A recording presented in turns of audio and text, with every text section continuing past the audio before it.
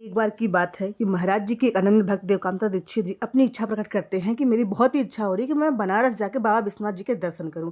तो महाराज जी देवकांता दीक्षित जी की यह इच्छा पूरी करने के लिए बनारस चल पड़ते हैं। तो महाराज जी बनारस लेके जाते हैं देवकांता दीक्षित को, और वहाँ पे वो बनारस मंदिर में ना जा करके ज्ञानवापी गली में जाते हैं। ज्ञानवापी गली में जाने के बाद थोड़ी आगे बढ़ के वो एक सन्यासी महाराज जी एक सन्यासी से कुछ अलग ही भाषा में बातचीत कर रहे होते हैं। देवकांता दीक्षित जी यह देखते हैं कि महाराज जी किस भाषा में बात कर रहे हैं सन्यासी से, उनकी चीज़ समझ नहीं आती है। तो थोड़ी देर बाद महाराज जी कहते हैं कि आप इन सन्यासी को कुछ भेंट दे दो। उस सन्यासी को भेंट दिला के महाराज जी वापस आ जाते हैं। तो देवकांता दीक्षित ये सोचते हैं कि महाराज जी ने बनारस तो लेके गए बट दर्शन कराया ही नहीं, ऐसा क्या हुआ। फिर सोचते हैं कि महाराज जी ने किया है तो अच्छा ही किया होगा। कुछ दिनों के बाद उनको जब यह बात पता चलती है कि ज्ञानवापी गली में जो भी भिक्षुक होते हैं, उन भिक्षुकों में से एक भिक्षुक के रूप में भगवान शिव स्वयं ही विराजमान रहते हैं, तो वो बहुत ही उनकी खुशी होती है। जय